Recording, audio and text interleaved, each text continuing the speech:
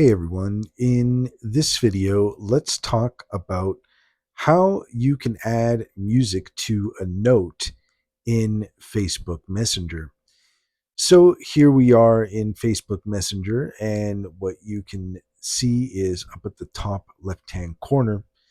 It's kind of small, but it says here, post a note.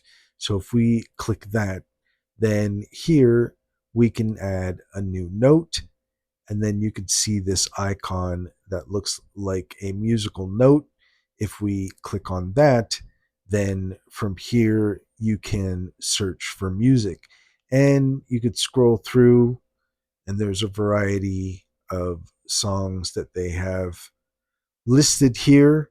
And so if you're just looking for something, then you can select something from there, or if you have something very specific, then you can search for that and see what comes up.